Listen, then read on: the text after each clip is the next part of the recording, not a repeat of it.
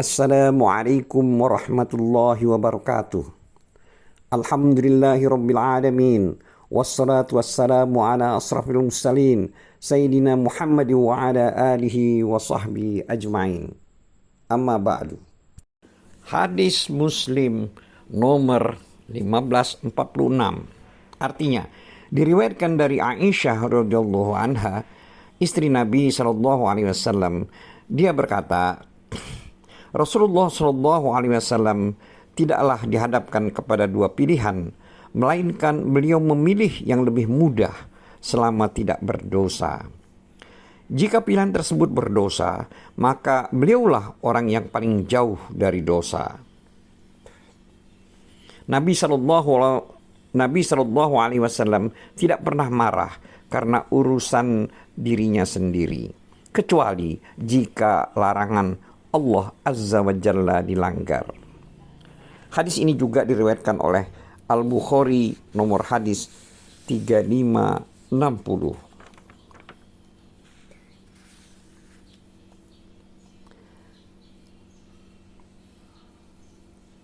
Hadis Muslim nomor 1547. Artinya, diriwayatkan dari Al-Mughirah bin Syu'bah radhiyallahu anhu bahwa Nabi sallallahu alaihi wasallam pernah melakukan sholat sampai kedua telapak kaki beliau bengkak. Lalu ditanyakan kepada beliau, mengapa Anda memperberat diri seperti ini? Sedangkan Allah telah mengampuni dosa Anda yang lalu dan yang mendatang. Beliau menjawab, apakah aku tidak boleh menjadi seorang hamba yang banyak bersyukur? Hadis ini juga diriwayatkan oleh Al-Bukhari nomor hadis 1130. Hadis Muslim nomor 1548.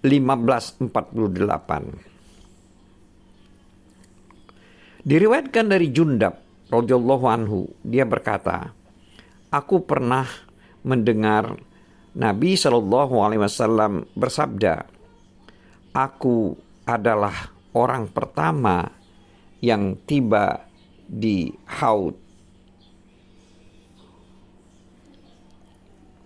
Haud adalah sebuah telaga di akhirat. Hadis ini juga diriwayatkan oleh Al-Bukhari nomor hadis 6589.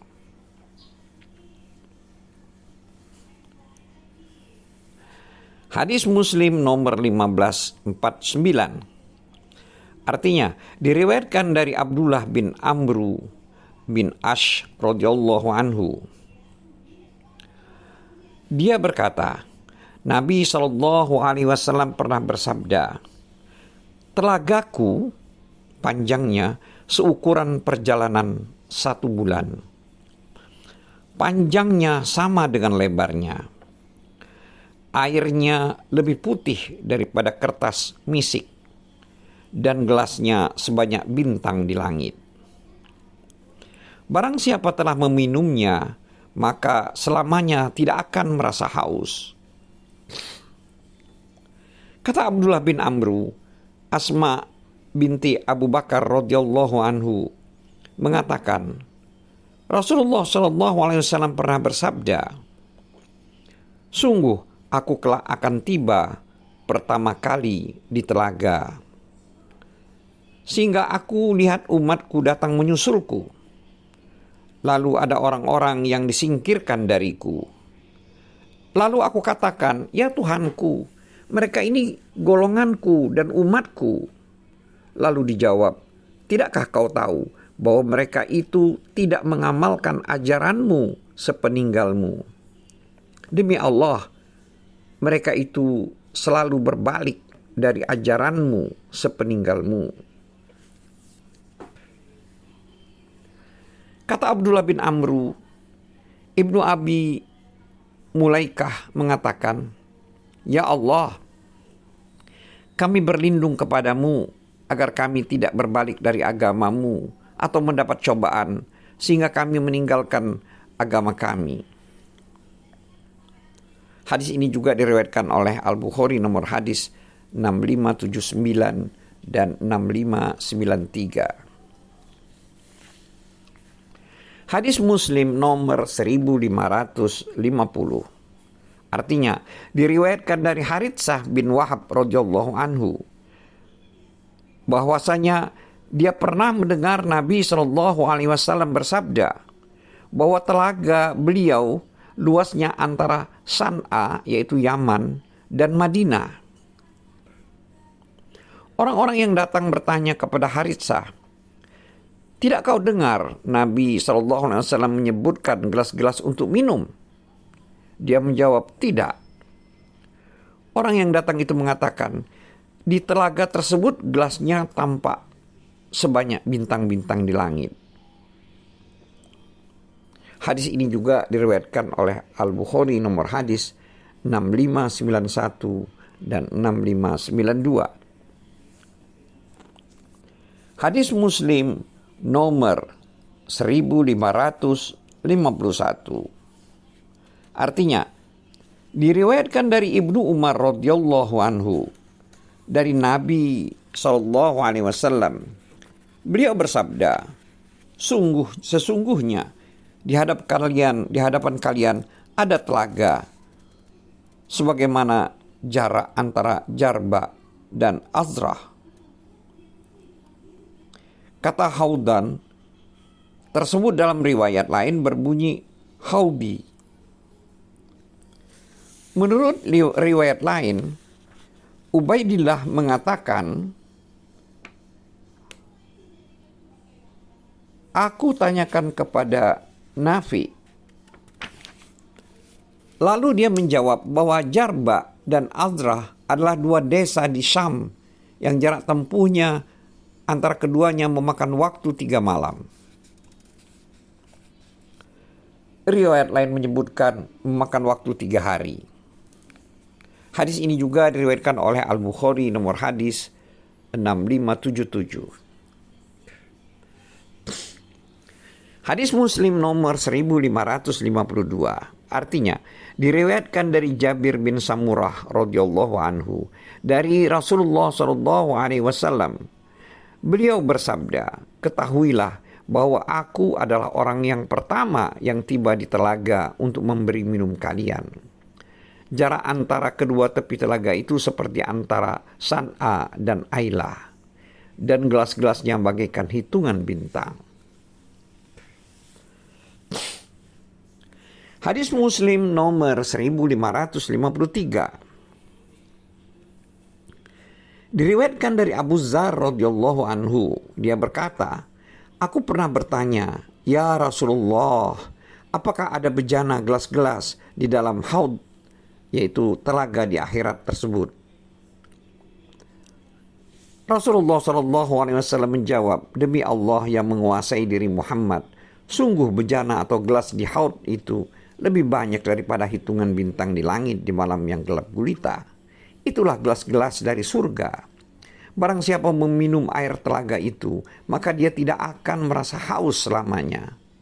Di telaga itu ada 2 saluran air yang bersambung ke surga. Barang siapa meminum airnya, maka dia tidak akan merasa haus. Lebarnya sama dengan panjangnya, yaitu seukuran antara Aman dan Ailah. Airnya lebih putih daripada air susu dan lebih manis daripada madu." Hadis Muslim nomor 1554. Artinya, diriwayatkan dari Sauban radhiyallahu anhu bahwa Nabi sallallahu alaihi wasallam pernah bersabda, "Sesungguhnya aku kelak akan berada di telagaku untuk memberi minum orang-orang baik. Aku pukulkan tongkatku sehingga air telaga itu memancar kepada mereka." Rasulullah SAW ditanya tentang lebar telaga tersebut. Lalu beliau menjawab, "Sejauh antara tempatku ini sampai ke Aman." Beliau ditanya tentang airnya. Lalu beliau menjawab, "Lebih putih daripada air susu dan lebih manis daripada madu. Di dalamnya ada 2 saluran yang memancarkan air yang bersambung hingga ke surga." Satu saluran tersebut dari emas dan satu lagi terbuat dari perak. Hadis Muslim nomor 1555. Artinya diriwayatkan dari Uqbah bin Amir radhiyallahu anhu bahwa pada suatu hari Nabi SAW keluar, lalu beliau mendoakan para suhada perang Uhud sebagaimana doa yang beliau ucapkan untuk orang mati.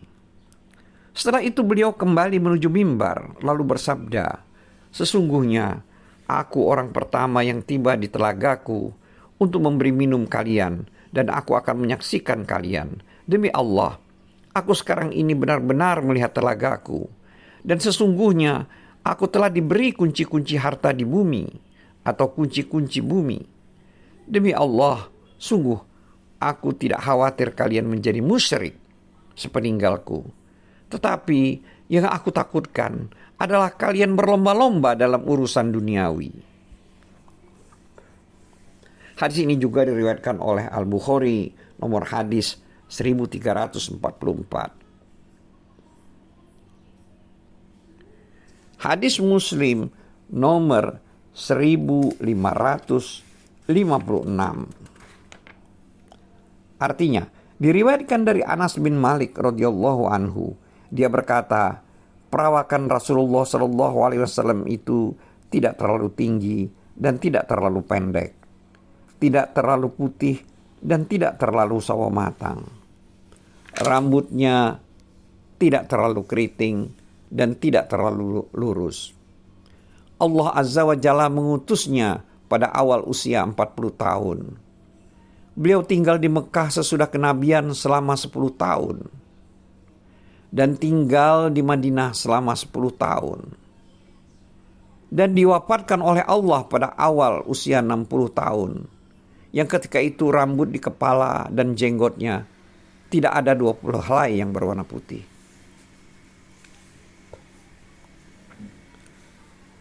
Hadis ini juga diriwayatkan oleh Al-Bukhari nomor hadis 3548.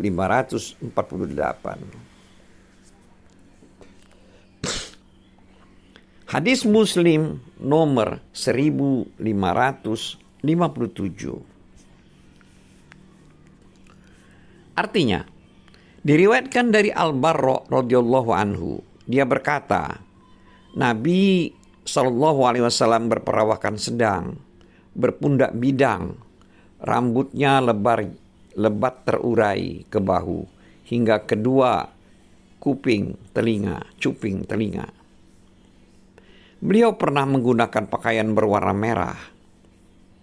Aku tidak pernah sama sekali melihat orang yang lebih tampan daripada beliau. Hadis ini juga diriwayatkan oleh Al-Bukhari nomor hadis 3551. Hadis Muslim nomor 1558. Diriwayatkan dari Abu Tufail radhiyallahu anhu, dia berkata, aku pernah melihat Nabi SAW dan tidak ada orang selain aku yang pernah melihat Nabi SAW yang sekarang ini masih hidup. Ketika itu, sebagai keterangan, ketika itu satu-satunya sahabat Rasulullah SAW yang masih hidup adalah Abu Tufail. Kata perawi, aku tanyakan kepada Abu Tufail, bagaimana kau melihat Nabi SAW? Dia menjawab, Rasulullah SAW berkulit putih, manis, dan sedang. Kata Muslim, Abu Tufail wafat pada usia 100 tahun. Dan dialah sahabat Nabi SAW yang wafat paling akhir.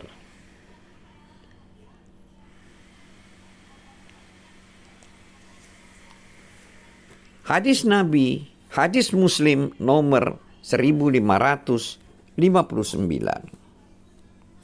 Artinya, diriwayatkan dari Jabir bin Samurah radhiyallahu anhu, dia berkata, Nabi SAW telah beruban di kepala dan jenggotnya. Ketika beliau meminyaki rambut ubannya, itu tidak tampak. Tetapi ketika rambut beliau kusut, uban itu tampak. Jenggot beliau sangat lebat. ada seseorang yang mengatakan wajah Nabi SAW bagaikan pedang. Kata Jabir, tidak seperti pedang, tetapi bagaikan matahari dan bulan. Wajah beliau bulat, dan aku pernah melihat cap kenabian di pundak beliau sebesar telur burung dara yang warnanya mirip dengan warna kulit tubuh beliau. Hadis Muslim nomor 1560. Diriwayatkan di Sa'ib bin Yazid radhiyallahu anhu, dia berkata, saudara perempuan ibuku pergi denganku ke Rasulullah SAW. Lalu dia mengatakan, ya Rasulullah, putra saudara perempuanku ini sakit. Maka Nabi SAW mengusap kepalaku dan memohonkan keberkahan untukku. Lalu beliau berwudu, lalu aku meminum sebagian dari sisa air wudu beliau. Setelah itu aku berdiri di belakang beliau, maka aku melihat cap kenabian di antara dua pundak beliau sebesar telur burung. Hadis ini juga diriwayatkan oleh Al-Bukhari nomor hadis 190.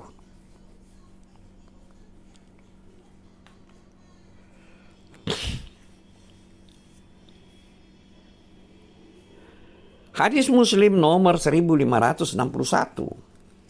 Diriwayatkan dari Abdullah bin Sarjis radhiyallahu anhu. Dia berkata, aku pernah melihat Nabi SAW. Aku juga pernah makan roti dan daging bersama beliau. Kata perawi, aku tanyakan kepada Abdullah bin Sarjis, apakah Nabi SAW pernah memohonkan ampun untukmu? Dia menjawab, iya, dan untukmu juga. Lalu Abdullah bin Sarjis membaca ayat yang artinya, mohonlah ampunan wahai Nabi atas dosamu dan dosa orang-orang mukmin laki-laki dan perempuan. Ini adalah ayat 19 dari surat Muhammad. Kata Abdullah bin Sarjis, lalu aku berputar ke belakang Nabi SAW ketika aku melihat cap kenabian di antara dua pundak beliau, yaitu di dekat pundak kirinya. Di cap itu ada tai lalat sebesar kutil.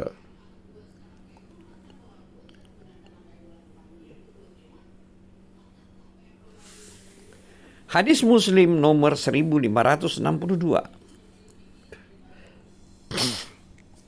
Diriwayatkan dari Jabir bin Samurah radhiyallahu anhu. Dia berkata, Rasulullah SAW bermulut dali, bermata ashkal, dan bertumit manhus.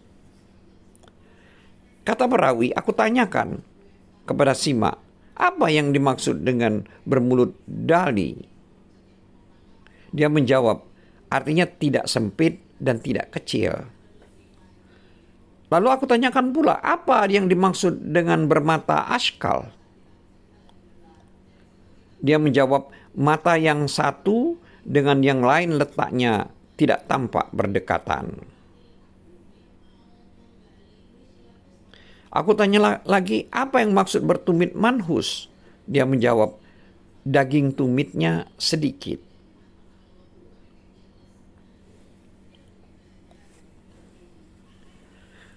Hadis Muslim nomor 1563. Diriwayatkan dari Anas bin Malik radhiyallahu anhu, dia berkata, makruh seseorang mencabut rambut putih atau uban di kepala dan jenggotnya. Kata Anas, Nabi SAW tidak menyemir atau mencelup rambut dan jenggotnya. Uban Nabi SAW hanya ada di bawah bibir yang bawah, di antara mata dan telinga, serta di rambut kepala yang tumbuhnya jarang. Maksud tumbuh uban itu jarang. Hadis ini juga diriwayatkan oleh Al-Bukhari nomor hadis 3550.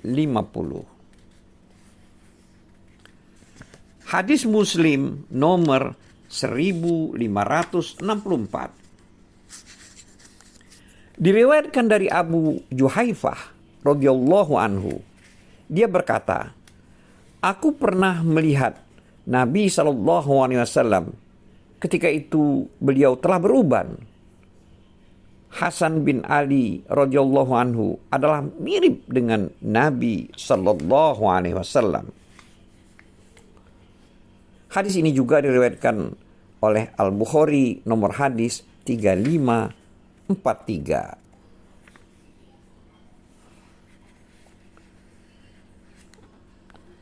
Hadis Muslim nomor 1565. Artinya diriwayatkan dari Anas radhiyallahu anhu bahwa Nabi SAW rambutnya sampai bahu atau pundak.